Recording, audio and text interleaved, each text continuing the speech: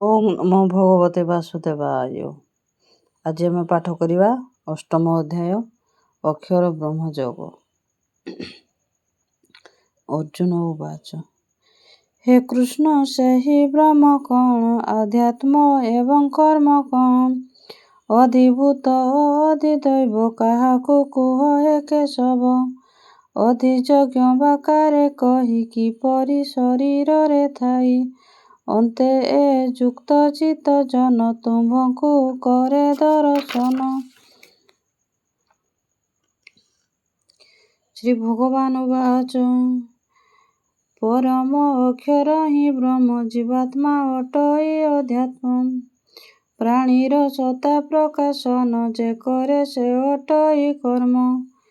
ହେ ଦେହଧାରୀ ଶ୍ରେଷ୍ଠ ପାର୍ଥ, ସୃଷ୍ଟି ବିନାଶେ ଅଧିଭୂତ। ଅଧିଦୈବ ବ୍ରହ୍ମକୁ କହି ଯଦି ଯଜ୍ଞରେ ମୋହି ଥାଇ, ଅନ୍ତକାଳେ ବି ନର ଯିଏ ସ୍ମରଣ ମତେ କରିଥାଏ, ମୋର ସ୍ୱରୂପ ପ୍ରାପ୍ତ ହୁଏ ଏଥିରେ ସଂଶୟ ନଥାଏ। ଅନ୍ତକାଳେ ଯେ ଯେଉଁ ଭାବ ସ୍ମରଣେ କରେ ଦେହ ତ୍ୟାଗ, ସେହି ଭାବରେ ହୋଇ ରତ ସେ ରୂପ ପ୍ରାପ୍ତ ହୁଏ ପାର୍ଥ।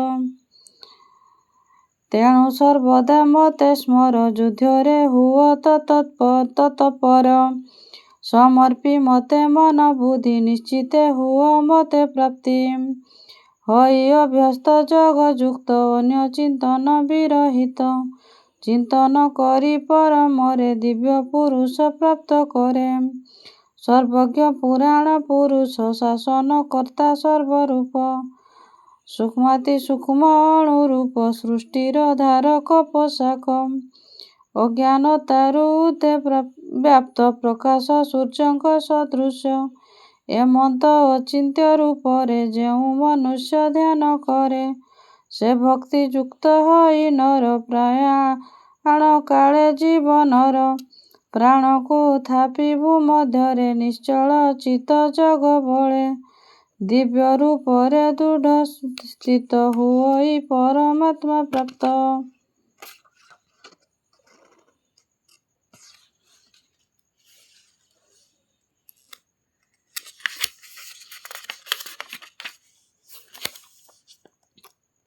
ଦେବଜ୍ଞମାନେ ବହୁ ଚିନ୍ତି ଯାହାକୁ ଅକ୍ଷର କୁହନ୍ତି, ବିତରାଗ ଅଯତିମାନେ ଯାହା ଲଭିଥାନ୍ତି ଜୀବନେ। ସାଧକ ଯାହା ପ୍ରାପ୍ତି ପାଇଁ ବ୍ରହ୍ମଚର୍ଯ୍ୟ ଆଚରିଥାଇ, ସେହି ପରମ ପଦ ରୂପ କହିବି ତୁମକୁ ସଂକ୍ଷେପ। ସକଳ ଦ୍ୱାର ଶରୀରରେ ଯେ ରୁଦ୍ଧ କରେ ସଂଯମରେ, ହୃଦୟ କରି ମନ ସ୍ଥିର, ପ୍ରାଣକୁ ଥାପି ମସ୍ତକର।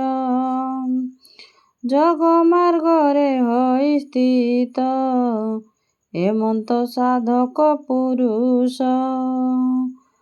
ଓଂ ରୂପ ଏକାକ୍ଷର ବ୍ରହ୍ମ, ଦୃଢ଼ କରଇ ଉଚ୍ଚାରଣ। ମତେ ସୁମରି ଦେହ ଛାଡ଼େ, ପରମ ଗତି ତାକୁ ମିଳେ। ଅନନ୍ୟ ଚିତ୍ତ ଯେଉଁ ନର, ସ୍ମରଇ ମତେ ନିରନ୍ତର। ସେ ନିତ୍ୟ ଯୁକ୍ତ ଯୋଗୀ ପାଇଁ, ପାର୍ଥ ମୁଁ ସୁଲଭ ଅଟଇ। ପରମ ସିଦ୍ଧି ହୋଇ ପ୍ରାପ୍ତ, ମହାତ୍ମା ମାନେ ଏ ଜଗତ। ଦୁଃଖାଳୟ ଓ ଶାଶ୍ୱତ, ପୁନର୍ଜନ୍ମ ନୁହନ୍ତି ପ୍ରାପ୍ତ। ଭୁବନୁ ବ୍ରହ୍ମଲୋକ ଯାଏ ପୁନରାବୃତ୍ତି ହୋଇଥାଏ, କିନ୍ତୁ ମୁଁ କହିଲେ ପ୍ରାପ୍ତ ନଥାଏ ପୁନର୍ଜନ୍ମ ପ୍ରାତ। ବ୍ରହ୍ମାଙ୍କ ପ୍ରତି 4 ଦିନ ସହସ୍ର ଯୁଗ ବ୍ୟାପୀ ଜାଣ। ଜ୍ଞାନୀ ଯେ ଜାଣେ ଏହି ତତ୍ତ୍ୱ, ବୁଝନ୍ତି କାଳର ମହତ୍ତ୍ୱ। ବ୍ରହ୍ମାଙ୍କ ଦିବସ ଆରମ୍ଭେ ପ୍ରକାଶ ହୁଅନ୍ତି ସରବେ, ପୁଣି ରାତ୍ରିର ଆରମ୍ଭରେ ଲୀନ ହୁଅନ୍ତି ଅବ୍ୟକ୍ତରେ। ହେ ପାର୍ଥ ସେହି ପ୍ରାଣୀ ଗଣ ଲଭିଣ ବାରମ୍ବାର ଜନ୍ମ, ଦିବସେ ହୁଅନ୍ତି ଉତ୍ପନ୍ନ ରାତ୍ରିର ଆଗମରେ ଲୀନ। ସେହି ଅବ୍ୟକ୍ତଠାରୁ ଶ୍ରେଷ୍ଠ ପରମ ଦିବ୍ୟ ଯେ ପୁରୁଷ, ହୁଏ ନା ତାହାର ବିନାଶ, ମାତ୍ର ପ୍ରାଣିଏ ଯନ୍ତି ନାଶ। ସେ ଅଟେ ଅବ୍ୟକ୍ତ ଅକ୍ଷର, ପରମ ଗତି ନାମ ତାର, ଯାହାକୁ ପ୍ରାପ୍ତ ହେଲେ କେହି ସଂସାରେ ଆଉ ନ ଫେରଇ। ସେପରି ଅଟେ ଯେଉଁ ଧାମ, ତାହା ମୋହର ପରମ ଧାମ। ସର୍ବେ ଯା ଦେହେ ଅନ୍ତର୍ଗତ, ବ୍ୟାପ୍ତ ଯେ ସମ୍ପୂର୍ଣ୍ଣ ଜଗତ। ସେହି ପରମ ରୂପ ପାର୍ଥ ଅନନ୍ୟ ଭକ୍ତିରେ ପ୍ରାପତ। ଯେ କାଳେ ଦେହ ଛାଡ଼ି ଯୋଗୀ ପୁନର୍ଜନ୍ମ ଭାବୁକତି ଲଭି।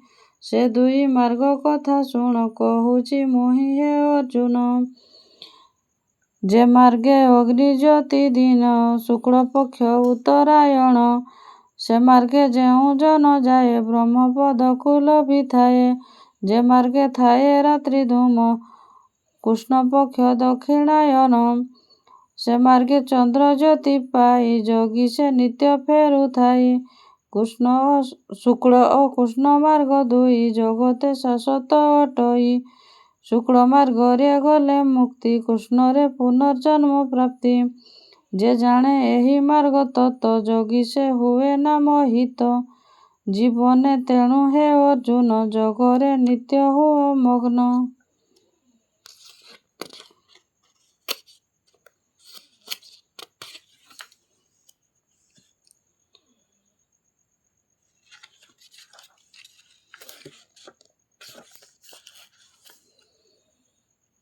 ଏପରି ଏହି ତତ୍ତ୍ୱମାନ ଜାଣିଣ ସବୁ ଯୋଗୀ ଜନ।